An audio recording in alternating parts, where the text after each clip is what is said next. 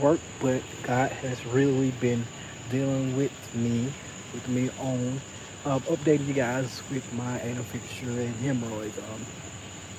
It's like, told the story about you was in pain. Now let's tell the story how you came out of pain. So, if you guys have watched my video about when I was going through with the anal fissure and the hemorrhoids, this is just a follow up on that video. So, in 2020, if you guys know what a hemorrhoid is, let me take that back. Let me go back. 2015, I want to say, I was dealing with hemorrhoid bleeding and everything. So what happened was I had to um, have a surgery. I had to have. Let me stop moving so much so you guys can.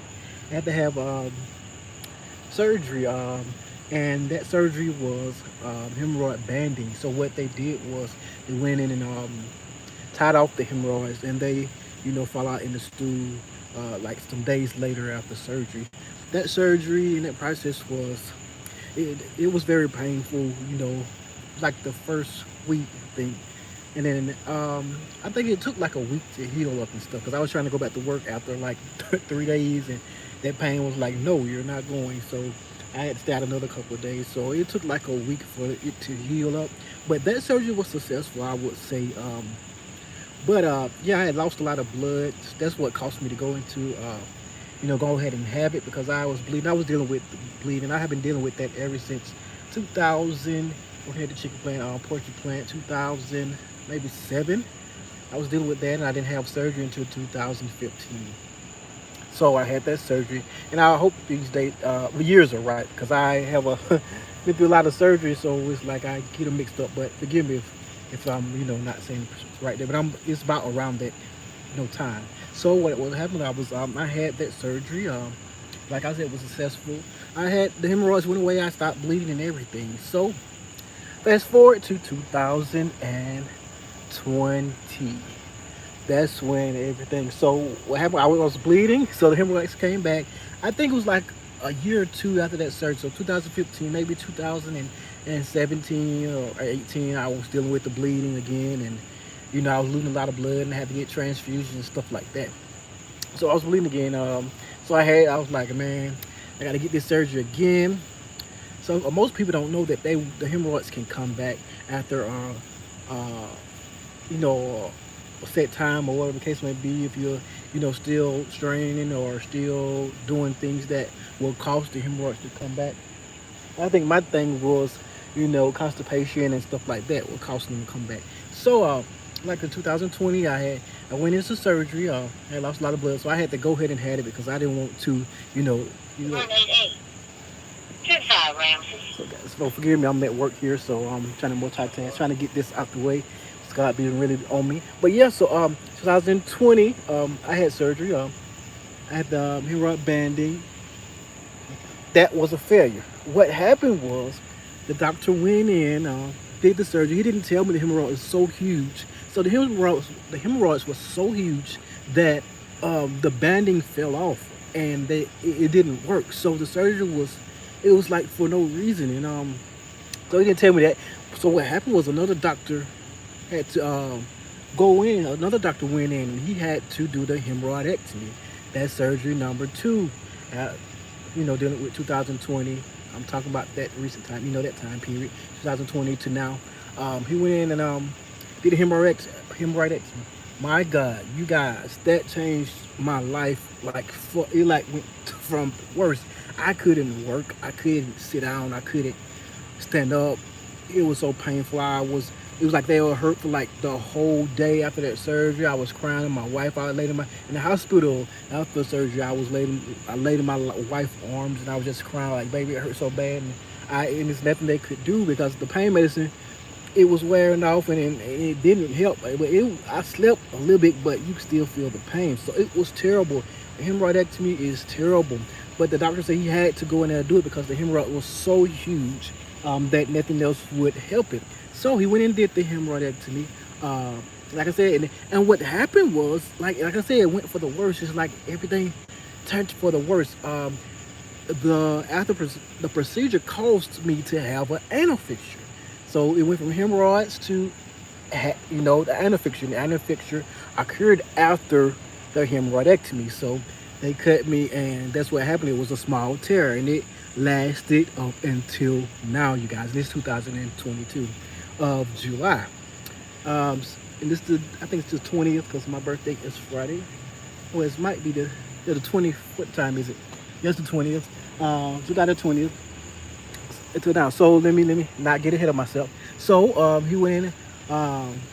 It caused a tear.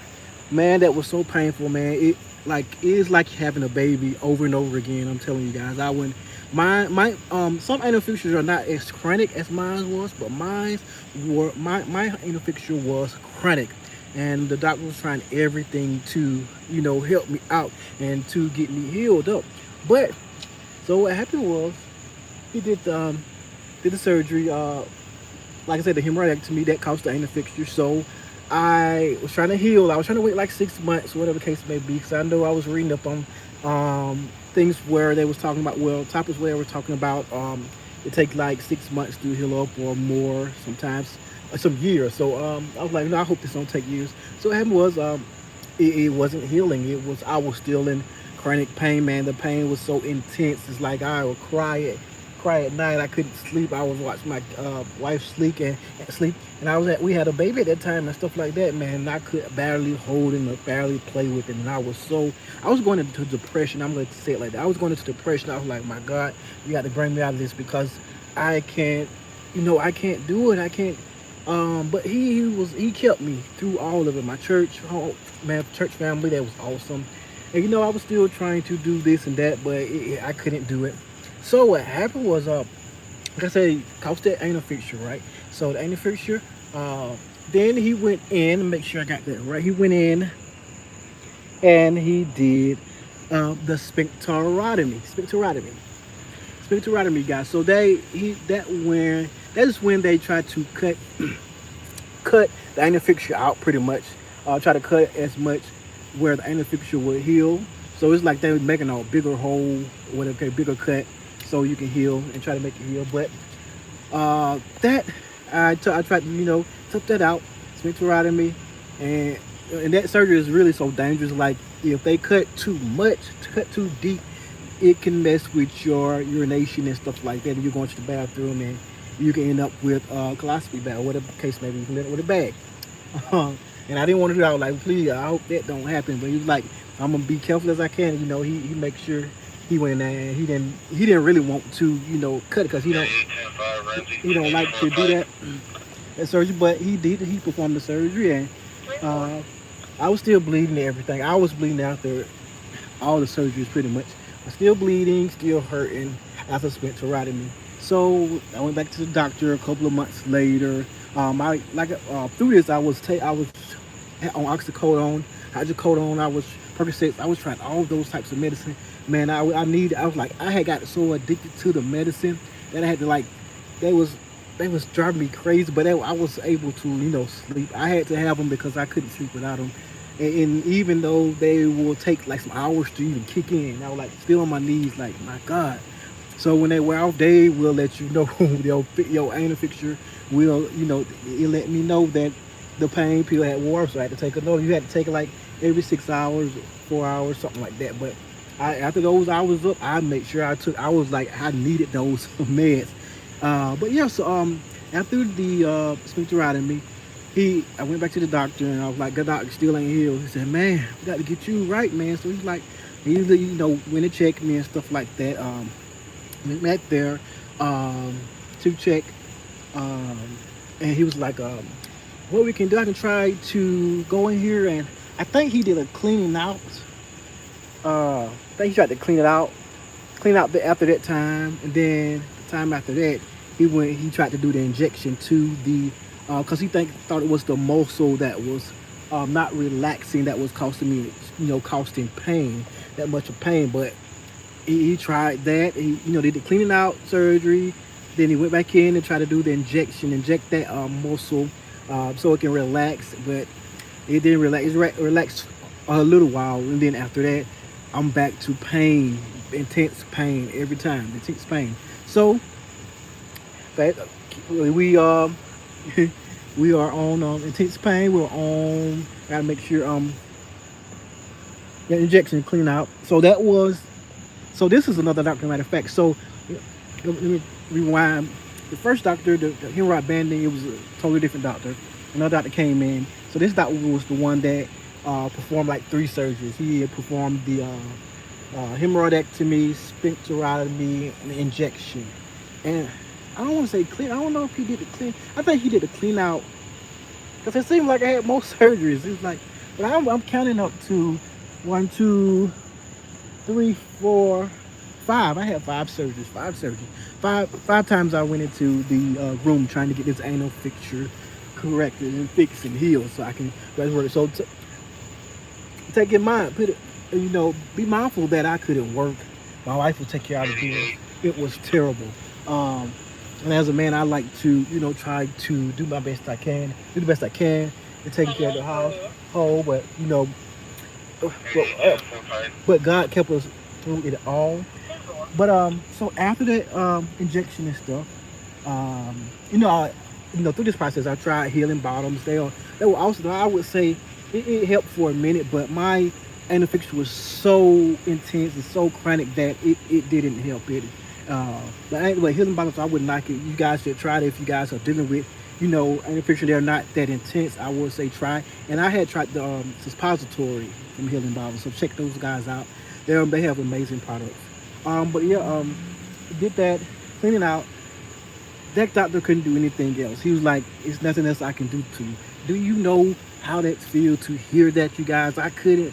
I was like, I would never be the same anymore. God, please help me. I was like, if I got to live with this, I had got to the point where if I got to live with this, God, I'm gonna live with it. If you got me going through this, I'm gonna say it's for the best and it's for somebody else. So I stayed prayed because I stayed prayed up because I was losing my mind.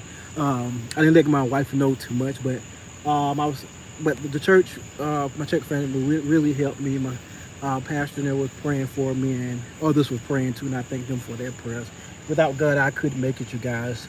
I wouldn't have made it this far. But yeah, so like I said, did injection, cleaning out and stuff like that. After that, so I had to go find me another doctor.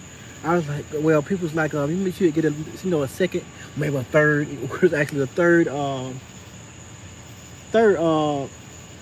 to get somebody to check on and see can they do something else, because that doctor probably didn't know what he was doing, or he did everything he could possibly do. So you need to find somebody else, get a third opinion. So I went to another doctor. My wife was like, just find somebody else, because we got to get this thing taken care of. Because I was like, man, because I need to be able to do my Zumba and everything else again. So went to that doctor. The first thing I think he had done was he didn't do the because he did a surgery on me. I thought he just did the cleaning out, whatever the case may be. So it was a lot. Now, did I have 6 surgeries? See, I don't lost count. So he did a surgery before he went back in. No, he told me to try the cream, I think. So I tried I tried the nifedipine, the nitroglycerin, like the healing bottom, suppository. I tried all of that, you guys. It didn't work. Like the nitroglycerin, it gives you headaches, man. These intense headaches, but it'll numb it for a minute, but it back to the pain after a couple of hours, maybe, case may be. And when you use this pain, it actually closes up your anus so tight that when you try to poop, you have to really push hard, and that causes it causes the anal fissure to tear again. So that's what was happening. I was like, how in the world? It was like, keep your poop soft, don't have it too soft. I was like, how do you keep it just not too soft and not too hard? Like, it was in between. You had to keep it like that, but everything was hurting me. The loose poop, the hard poop, all of it was hurting me. I was like, God, please help me. So I said, I went to that doctor. He made me try the nitroglycerin again. So I went and got that, and it felt like it was, hurting it. Helping at one time, but then it went back to pain. I was like, oh my God, I had to go back to him. So I went back to him. He didn't want to perform this sphincterotomy again. So he actually this is all, I can do this. All we can do another spectorotomy and see if that helps, because I think that he was like the doctor before didn't want to cut too deep, you know, because it's very dangerous surgery where, like I said, you can have a colostomy bag, or have a poop bag and pee bag and stuff like that, where you're not able to control your urine or your bowel movement. So I was like, please God, please don't let it. But he was like, I'm gonna be very careful and make sure I don't cut too deep. So he went in. I had the surgery in 2000. I'm gonna say 21. It was probably the end of 2021 last year. I can't think of what month, but yeah, he went in, did the surgery. I like it didn't hurt as much, but it's still, at the beginning when you poop and stuff, it's gonna hurt because it's going the waste passes that it passes through that cut. You feel me? By the cut, so it's gonna hurt. So once the cut was kind of closing up, I can feel the difference in me pooping and stuff like that. So I had that surgery last year in 2021. So here I am now, 2022, July 20th. July the 20th. 11/18. I am. I don't know. I can really say this. This is a praise report because I'm able to work. I'm at work now. Like I said, actually, I'm at work now. I can work. I can sit down. I can play with my kids. I wasn't able to run out to get my stamina back up. I'm going to start teaching Zoom again. Praise God, because I haven't been able to do anything for 2 years, guys. For almost 2 years, and really now, like sometimes I'm still bleeding, and I'm like, Lord, what is it now? Like the blood to come back, but then it'll go away. So as long as I stay away from spicy food and try to eat like my diet, I'm finna change my diet to a strict diet where, because I got to lose weight, guys. I'm like 250, almost 250 pounds, and I was like 175, 170. Try to get back down there. But I should start teaching Zumba next, in September, if Lord's willing, everything goes through, everything is approved. So yeah, that is my praise report, guys. For those who are going through this process, like with the anal fissure, hemorrhoids, because I know a lot of people don't talk about it. A lot of men are not going to talk about it unless you bring it up. Because I brought it up to some people and they were like, man, I have hemorrhoids. And I bleed every now and then. And I have people inbox me and like, they explaining like what they're going through and what can they do. I was like, mine was very chronic, and when I tell them how my process was, they're like, no, mine ain't like that. I don't have hemorrhoids like that. I don't have, anal fissure, whatever the case may be. I just have them every now and then. I was like, yeah, mine was very intense and very chronic. But yeah, if you are going through you having hemorrhoids, man, I say go to the doctor, man, and see what they can do about it, man, because don't give up, man. Don't let them tell you they can't do anything else, because there are doctors around here, all around the world, that can perform a surgery that will help you. So be mindful of that, you guys. I want to encourage those who are going through and can't get help and feel like they at the end of the road. Like, man, I want to, don't take your life, or man, because it can take you there to depression. But don't give up, man. I'm here to encourage you guys. You can get through it. It can be healed. A lot of people say, I'm just stuck with this for life. No, I see a lot of topics and a lot of things I read about. And they talk about how they still going through it after years and years. I'm like, man, no, you can't give up. Don't give up on those doctors, man, because God will put you in a place where you're in the atmosphere of a doctor where he can perform miracles on your body. So you can get back to it. So, like I said, I'm here to tell you guys I'm at work now. I'm feeling so good and better. Just been eating a lot and need to stop. But yeah, I'm feeling so good. And what else I can say? So, and like hemorrhoids, you can have internal or external. Mine was internal hemorrhoids. But that went in and do that.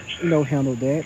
Oxycodone, Percocet, I took all that. I had a list. I had to make a list, guys, to make sure I go over everything. Like the recovery process, it took until now. Like it took some months to heal for this spectorotomy. Well, all the cuts that they was doing on me, it took months to heal. Recovery time, how long?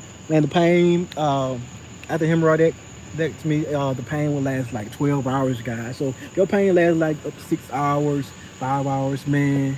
Let me tell you, I'm a praying for you guys, man, because that is something that will cause you like to go into this bad mindset, like, God, help me with this. Now I'm trying to see what this truck is doing, guys. But yeah, we know that. So recovery, it lasts that long. The price report. So yeah, 2000, like I said, 2022 until now, 2022 July. I can say I am, healed. I'm like 95%. Still have blood every now and then, but like if I eat something spicy, maybe I eat ice cream or something like that. It will, try to come back, but the pain is not as intense at all.